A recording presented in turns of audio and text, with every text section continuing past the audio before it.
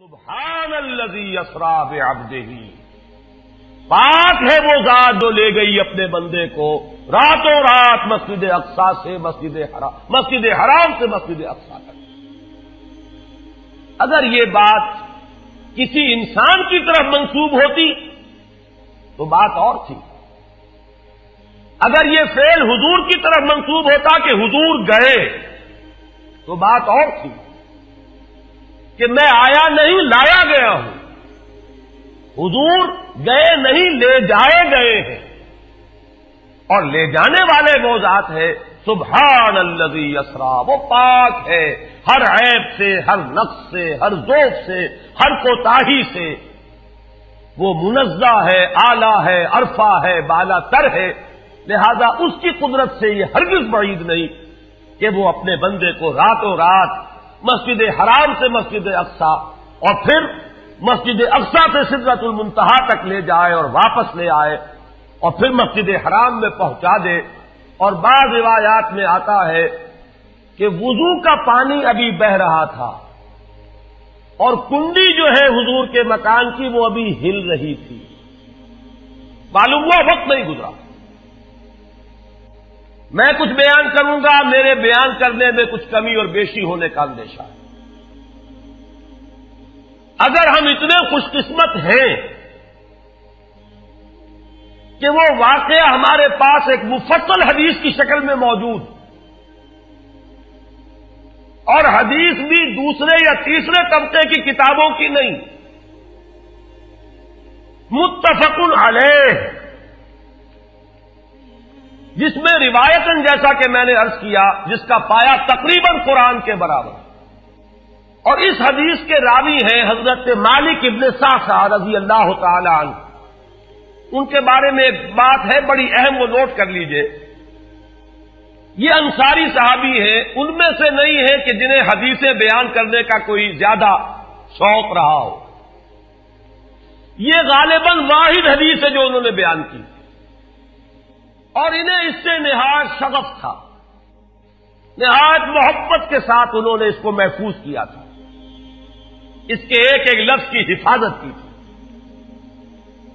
چنانچہ بعض دوسرے وہ صحابہ بھی جنہوں نے خود حضور سے یہ بات سنی ہوئی تھی، اب ایک تو وہ خود براہ راست روایت کر رہے حضور سے کہ ہم نے سنا، حضرت انس ابن مالک رضی اللہ تعالی عنہ خود، لیکن وہ صحابہ بھی ان کی خدمت میں خاص طور پر حاضر ہو کر ان سے اس روایت کو سنتے تھے، اس لیے کہ اس روایت میں ان کا درجہ بہت بلند ہے، ان کو اس سے بہت شغف تھا۔ تو صحابہ جو براہ راست حضور سے سن چکے وہ بھی ان کے پاس جا کر خاص طور پر اس حدیث کو سنا کرتے تھے۔ چنانچہ یہ روایت جو متفق علیہ ہے، یہ امام بخاری جو اس کو لائے ہیں عن قتادہ عن انس بن مالک عن مالک ابن صعصع رضی اللہ تعالی عنہم، حضرت انس ابن مالک سے روایت موجود ہے مسلم شریف میں براہ راست ان سے، لیکن یہ اس روایت کو بیان کر رہے ہیں حضرت مالک ابن صعصع رضی اللہ تعالی عنہ کے حوالے سے۔ روایت کیا ہے؟ ان النبی صلی اللہ علیہ وسلم حدثہم عن لیلۃ اسری بہ۔ اب دیکھیے یہ مرفوع حدیث ہو گئی، حضرت صعصع بیان فرما رہے ہیں کہ نبی اکرم صلی اللہ علیہ وسلم نے خود ہمیں سنایا، وہ حالات و واقعات سنائے جو اس رات کو پیش آئے جس رات کے انہیں لے جایا گیا۔ قال بینما انا فی الحطیم وربما قال فی الفجر، حضور فرماتے ہیں کہ میں اسی اثنا میں کہ میں حتیم میں تھا، اور ایک دوسری روایت میں الفاظ حجر آئے ہیں، وہ بھی کہتے ہیں اسی حصے کو، مضطجعا میں لیٹا ہوا تھا، اذ اتانی آتن کہ اچانک میرے پاس ایک آنے والا آیا۔ یہ آنے والے کون ہیں؟ حضرت جبرائیل، یہ بعد میں واضح ہو جائے گا۔ فشق ما بین ہذہ الی ہذہ، حضور نے اشارہ فرمایا، اس نے یہاں سے یہاں تک میرا سینہ چاک کیا، یعنی من طفرت نہرہ ہی الی شعرتہ ہی، یہ جو گڑھا ہے حلق کا گڑھا، یہاں سے لے کر تیرے ناک تک سینہ چاک کیا، فاستخرج قلبی، اور میرا دل نکالا، ثم اعطیت بطست من ذهب مملوء ایمانا فغسل قلبی، پھر ایک تشت لایا گیا سنہری جو ایمان سے مملو تھا، بھرا ہوا تھا، تو پھر اس کے ذریعے سے میرے اس قلب کو، سینے کو دھویا گیا، ثم غسل ثم اعید، وفی روایت اس کے بعد اس کو لوٹا دیا گیا اور پھر وہ زخم بھی سی دیا گیا۔ ایک روایت میں آتا ہے ثم غسل البطن بماء زمزم ثم ملئ ایمانا وحکمتا، اسی طریقے سے پورے پیٹ کو بھی صاف کیا گیا مائے زمزم سے، اور اس میں بھی ایمان اور حکمت بھر دیے گئے۔ ثم اعطیت بدابۃ، پھر میرے پاس ایک چوپایا لایا گیا، دون البغل فوق الحمار، جو بغل یعنی خچر سے تو کچھ چھوٹا تھا، اور حمار یعنی گدھے سے کچھ بڑا تھا، اب یہ جو سفید تھا، یقال لہ البراق، جس کا نام براق ہے، وَيَدَعُ خَطْوَهُ عِنْدَ أَقْصَى طَرْفِهِ، اور اس کا ہر قدم اس کی حد نگاہ پر جا کر پڑتا تھا۔ فَعِلْتُ عَلَيْهِ، میں اس پر سوار ہوا، فَانْطَلَقَ بِي جِبْرَائِیل، اب یہاں نام آ گیا، وہ آنے والے کون تھے؟ پھر چلے میرے ساتھ حضرت جبرائیل، حتی اتی السماء الدنیا، یہاں تک کہ وہ آسمان دنیا تک پہنچ گئے، جو پہلا آسمان۔ اب یہاں دیکھیے وہ روایت میں جو زمینی سفر کا درمیانی حصہ ہے وہ رہ گیا، دوسری روایات سے ہم اس کو جوڑ کر جمع کریں کہ پہلا زمینی سفر ہے، مسجد اقصیٰ تک پہنچے ہیں، وہاں جا کر روایت میں آتا ہے میں نے وہیں اپنے اس خچر کو باندھا، براق کو، جہاں انبیاء باندھا کرتے تھے، اور پھر وہاں میں نے نماز ادا کی، بہت سے لوگ جمع ہوئے، میں منتظر تھا کہ کون نماز پڑھائے گا، کہ جبرائیل نے میرا ہاتھ پکڑ کر مجھے آگے کیا، میں نے نماز پڑھائی، اور پھر جبرائیل نے مجھے بتایا کہ یہ تمام انبیاء تھے جو اس دنیا میں مبعوث ہوئے ہیں، اور آج آپ نے ان سب کی امامت کی۔ یہاں سے پھر شروع ہوا ہے وہ دوسرا سفر، لیکن جب پہلے آسمان تک پہنچے، فاستفتح، انہوں نے دستک دی، کھلوانا چاہا، قیل من ھذا، پوچھا گیا کون ہے؟ قال جبرائیل، انہوں نے جواب دیا جبرائیل۔ قیل ومن معک، پوچھا گیا کہ آپ کے ساتھ کون ہے؟ دیکھیے یہاں ذہن میں رکھیے گا، اس امکان کو کوئی شخص مسترد نہیں کر سکتا کہ ان ملائکہ کے علم میں ہو، لیکن پھر بھی پوچھ رہے ہیں، قانون قانون ہے، دروازے پر دستک دینی ہوگی، آئیڈینٹی ڈسکلوز کرنی ہوگی، چاہے علم میں ہو۔ جج جو ہے وہ اپنے علم کی بنیاد پر فیصلہ کبھی نہیں دے گا، وہ تو مقدمے کی سماعت ہوگی، شہادتوں کی بنیاد پر فیصلہ ہوگا۔ ذاتی علم کی بنیاد پر کرنا ہے تو وہ خود کسی اور عدالت میں اس مقدمے کو منتقل کرے اور وہاں گواہ کی حیثیت سے پیش ہو، تو قانون قانون ہے۔ پوچھا گیا آپ کے ساتھ کون ہے؟ قال محمد صلی اللہ علیہ وسلم۔ قیل وقد ارسل الیہ، پوچھا گیا کیا انہیں بلایا گیا ہے؟ قال نعم، انہوں نے فرمایا ہاں۔ قیل مرحبا بہ فنعم المجیء، جا ففتح فلما خلصت، اس کے بعد کہا گیا مرحبا ان کے لیے، تہنیت ہے، مبارکباد ہے، خوش آمدید ہے، کیا ہی اچھے ہیں وہ جو لائے گئے ہیں۔ پھر وہ سمائے دنیا جو ہے اس کا دروازہ کھولا گیا، میں اس میں داخل ہوا، فیضا فیہا آدم، میں نے دیکھا وہاں حضرت آدم تشریف فرما ہے۔ فقال ھذا ابوک، جبرائیل نے کہا یہ آپ کے جد امجد ہیں، فسلم علیہ، ان کو سلام کیجئے، فسلمت علیہ، میں نے انہیں سلام کہا، فرد السلام، انہوں نے سلام کا جواب دیا، ثم قال مرحبا بالابن الصالح والنبی الصالح، خوش آمدید ہے، مرحبا ہے صالح بیٹے اور صالح نبی پر۔ ثم صعد بی، پھر مجھے اور اٹھایا گیا، حتی اتى السماء الثانیۃ، یہاں تک کہ جبرائیل پہنچ گئے دوسرے آسمان تک۔ فاستفتح، پھر وہی سوال و جواب ہے، میں اب ترجمہ نہیں کروں گا۔ قیل من ھذا قال جبرائیل، قیل ومن معک قال محمد، قیل وقد ارسل الیہ قال نعم، قیل مرحبا بہ فنعم المجیء جاء ففتح فلما خلصت، جب یہ سارا اس کارروائی کے بعد داخل ہوئے ہیں دوسرے آسمان پر، فَإِذَا یحییٰ وعیسیٰ وَهُوَ ابْنَا خَالَةٍ، وہاں میں نے دیکھا کہ یحییٰ اور عیسیٰ ہیں اور یہ خالہ زاد بھائی ہیں۔ قال ھذا یحییٰ وھذا عیسیٰ فسلم علیہما، فسلمت فردا، ثم قال مرحبا بالاخ الصالح والنبی الصالح، انہوں نے بھی کہا خوش آمدید اور مرحبا ایک صالح بھائی اور صالح نبی کو، یہاں نوٹ کیجئے گا،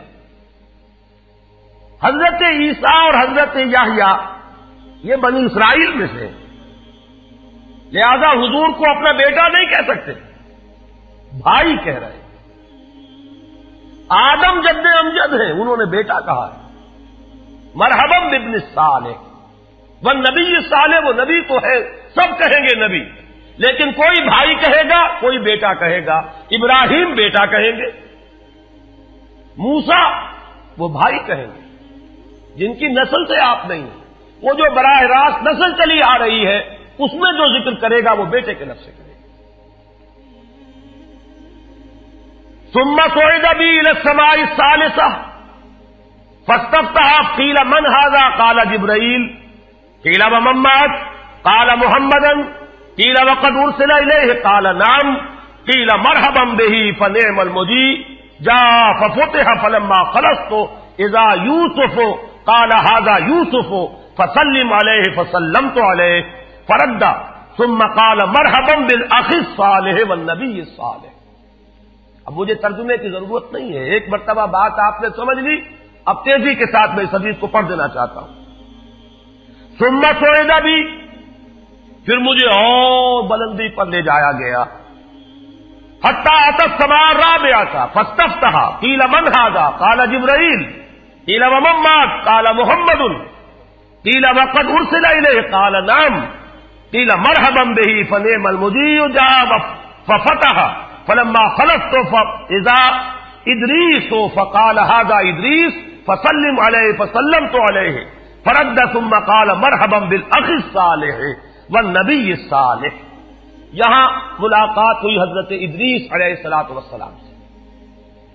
ثم صعد بی حتی اتى السماء الخامسۃ فاستفتح، قیل من ھذا قال جبرائیل، قیل ومن معک قال محمد، قیل وقد ارسل الیہ قال نعم، قیل مرحبا بہ فنعم المجیء جاء ففتح فلما خلصت فاذا ہارون قال ھذا ہارون فسلم علیہ، فسلمت علیہ، فرد ثم قال مرحبا بالاخ الصالح والنبی الصالح۔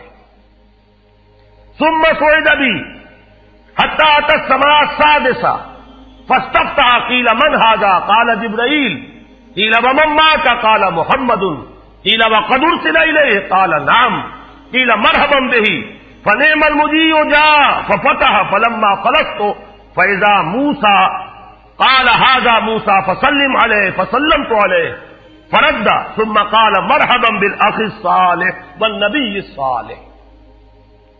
چھٹے آسمان پر یہ حضرت موسیٰ سے ملاقات ہوئی.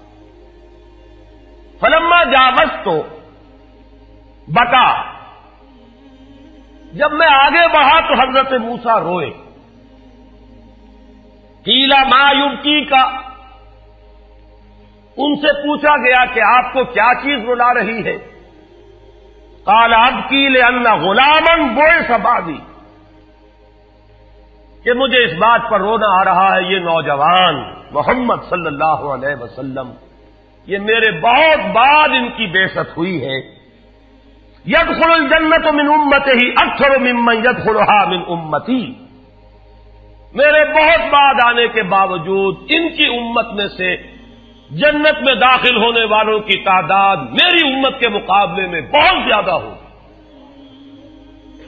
بہرحال اپنی امت کا خیال تو ہے، وہ شفقت جو نبی اور رسول کو اپنی امت پر ہونی چاہیے وہ ہے بتمام و کمال. اسے معاذ اللہ کسی حسد پر معمول نہ کیجیے، بلکہ وہ جو احساس ہوا ہے اپنی امت کی محرومی کا، وہ ہے کہ جس نے حضرت موسیٰ علیہ السلام پر یہ کیفیت طاری کی. ثم صعد بی، پھر مجھے اور بلند کیا گیا الی السماء السابعۃ، ساتویں آسمان پر. فاستفتح قیل من ھذا قال جبرائیل، قیل ومن معک قال محمد صلی اللہ علیہ وسلم، قیل وقد بعث الیہ قال نعم، قیل مرحبا به فنعم المجیء جاء. فلما خلفت فاذا ابراہیم قال ھذا ابوک ابراہیم فسلم علیہ، فسلمت علیہ فرد السلام ثم قال مرحبا بالابن الصالح والنبی الصالح. حضرت ابراہیم نے پھر استقبال کیا، خوش آمدید صالح بیٹے اور صالح نبی کے لیے. ثم رفعت، اب ذرا یہاں نوٹ کیجئے گا، یہاں سوئد تو نہیں آیا، سوئد ابھی نہیں آیا، رفعت. پھر مجھے اور بلند کیا گیا الی سدرۃ المنتہی، یہ سدرہ منتہا ہے جس کا ذکر ہے سورۃ النجم. اسی سدرۃ المنتہا کے پاس جنت ماوا ہے، وہ جس کا وعدہ کیا گیا ہے، جو ٹھکانہ بنے گی اللہ کے نیکوکار بندوں کا، جس میں وہ رہیں گا ہمیشہ ہمیش. فادخلوها خالدین، وہ بھی وہی ہے. پھر اٹھائے گئے حضور بیت المعمور تک. ثم اعطیت باناء من خمر واناء من لبن واناء من عسل. پھر میرے سامنے یہ بیت معمور کیا ہے یہ بھی جان لیجئے. یہ در حقیقت اس سمائے سابعہ پر، ساتویں آسمان پر خانہ کعبہ کا اصل جو ہے اللہ کا گھر، جس کا یہ ظل اور سایہ اس دنیا میں ہے خانہ کعبہ، یہ ہے وہ بیت المعمور، جس کے بارے میں ایک اور روایت میں الفاظ یہ آئے ہیں، اس میں روزانہ 70,000 فرشتے داخل ہوتے ہیں، اور جو فرشتہ ایک مرتبہ داخل ہوا ہے آج تک اسے دوبارہ داخل ہونے کی نوبت نہیں آئی.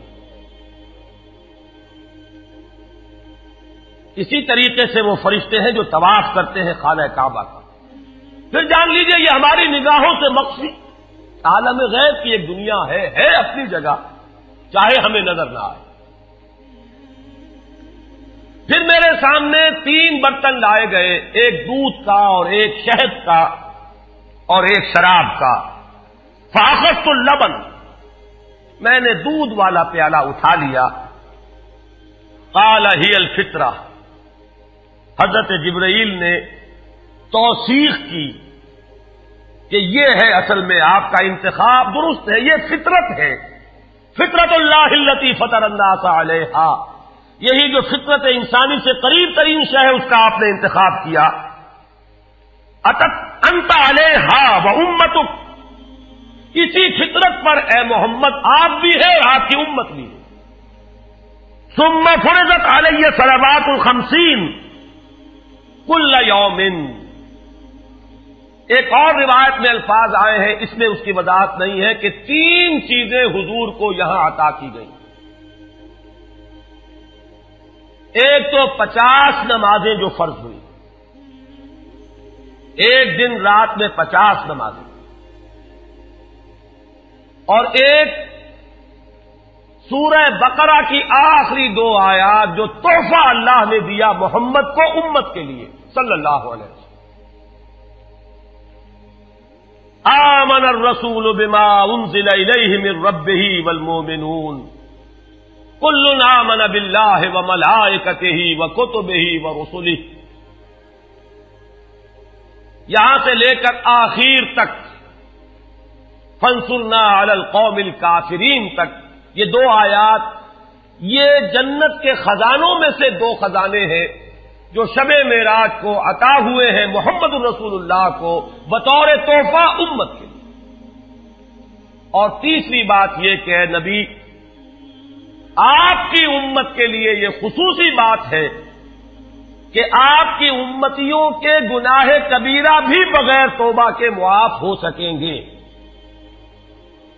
یہ خصوصی تحفے ہیں جو امت کے لیے لے کر آئے محمد صلی اللہ علیہ وسلم. 3 تحفے نماز جو اس معراج میں فرض ہو رہی ہے اسی کو حضور کہہ رہے ہیں الصلاۃ معراج المومنین. اہل ایمان کے لیے یہ بمنزلہ معراج ہے. اس میں پھر روایت میں تفصیل آ رہی ہے. واپس جب آئے ہیں حضرت موسیٰ سے ملاقات ہوئی اور انہوں نے یہ فرمایا کہ یہ 50 نمازیں بہت ہیں, مجھے تجربہ ہے, تمہاری امت اس کا تحمل نہ کر سکے گی, واپس جاؤ درخواست کرو کم کرواؤ. حضور گئے, 10 نمازیں اس میں معاف ہوئی, 40 ہوئی. پھر یہی بات ہوئی, پھر بھیجا حضرت موسیٰ نے, پھر 30 ہوئی, پھر 20 ہوئی, چوتھی مرتبہ پھر وہ 10 اور پھر 5 رہ گئیں. اس پر بھی حضرت موسیٰ نے یہ کہا اب بھی جاؤ یہ بھی بھاری ہے. حضور نے فرمایا مجھے شرم آتی ہے, میں اتنی مرتبہ جا چکا ہوں, مزید اب جانے سے حیا محسوس کر رہا ہوں. تو ندا آئی کہ یہ 5 ہی 50 کے برابر ہیں. ہمارے ہاں قول بدلا نہیں جاتا. یہ 5 جو ہے در حقیقت یہ قائم مقام ہے ان 50 کے کہ جو اولاً ہم نے فرض کی تھی. یہ 50 ہی شمار ہوں گی اگر ان کا انسان ان پر مداومت اختیار کر لے. میں آخری جملہ آپ کو اس کا سنا دیتا ہوں. فَأُمِرْتُ بِخَمْسِ صَلَوَاتٍ كُلَّ يَوْمٍ فَرَجَعْتُ إِلَىٰ مُوسَىٰ فَقَالَ بِمَا أُمِرْتُ بِخَمْسِ صَلَوَاتٍ كُلَّ يَوْمٍ قَالَ إِنَّ أُمَّتَكَ لَا تَسْتَطِيعُ 5 صَلَوَاتٍ كُلَّ يَوْمٍ وَإِنِّي قَدْ جَرَّبْتُ النَّاسَ قَبْلَكَ وَعَالَجْتُ بَنِي إِسْرَائِيلَ أَشَدَّ الْمُعَالَجَةِ. میں نے بنی اسرائیل کا حتی الامکان معالجہ کیا, ان کے حالات کو درست کرنے کی کوشش کی, لیکن مجھے تجربہ ہے یہ 5 بھی نہیں جھیلی جائیں گی. فَارْجِعْ إِلَىٰ رَبِّكَ فَاسْأَلْهُ التَّخْفِيفَ, مزید تخفیف چاہیے لِأُمَّتِكَ قَالَ سَأَلْتُ رَبِّي حَتَّىٰ اسْتَحْيَيْتُ وَلَٰكِنِّي أَرْضَىٰ وَأُسَلِّمُ قَالَ فَلَمَّا جَاوَزْتُ نَادَىٰ مُنَادٍ ابزیت فریضتی وخففت عن عبادی متفق علیہ. مجھے ندا آئی کہ میں نے اپنے بندوں پر تخفیف کی.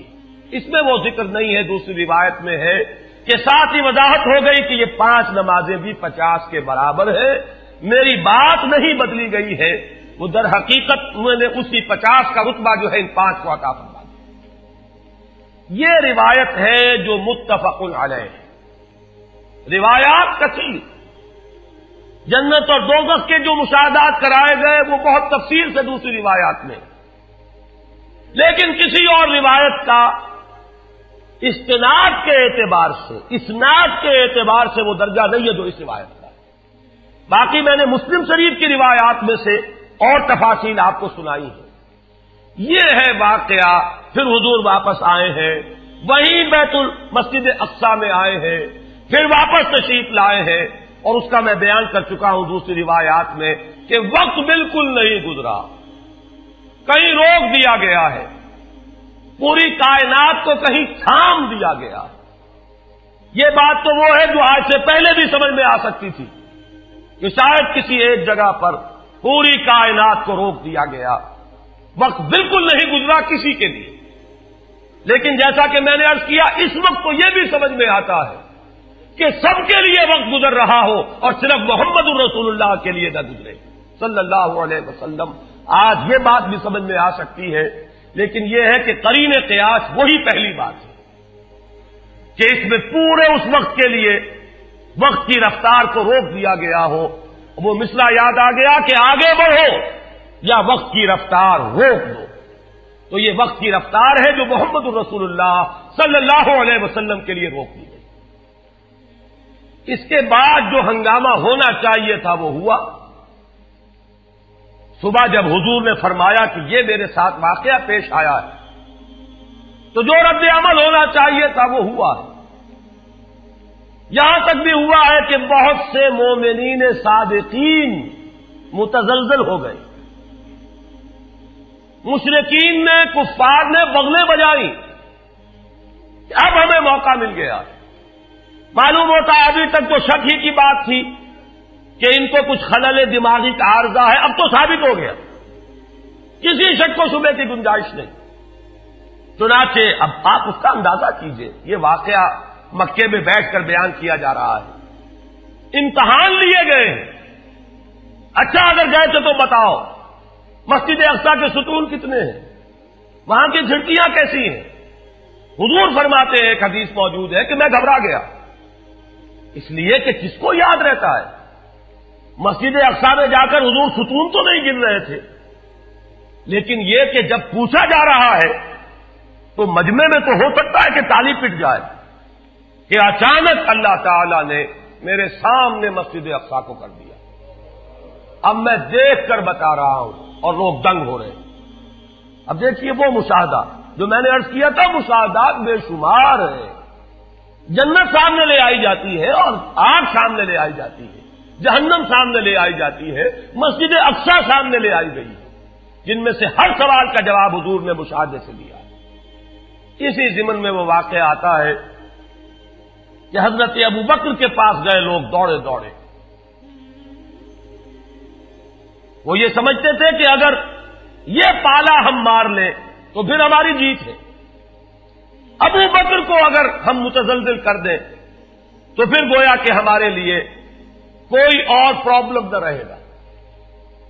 روایت میں آتا ہے حضرت ابو بکر نے بھی سن کر ایک دفعہ جھرجھری لی ہے, لیکن صرف ایک سوال کیا, کیا واقعی وہ یہ فرما رہے ہیں؟ لوگوں نے خوش ہو کر کہا, تالیاں بجائیں, ہاں ہاں کہہ رہے ہیں, چلو ہم لے چلتے ہیں.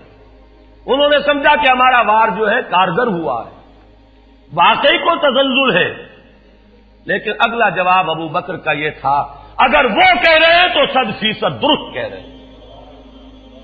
میں روزانہ یہ مانتا ہوں کہ فرشتہ آسمان سے ان کے پاس آتا ہے, تو اگر ایک مرتبہ انہیں آسمان پر لے جایا گیا تو یہ کون سی بعید ہے. یہ ہے وہ دن کہ جس کے بعد صدیق اکبر شمار ہوئے ہیں ابو بکر صدیق. صلی اللہ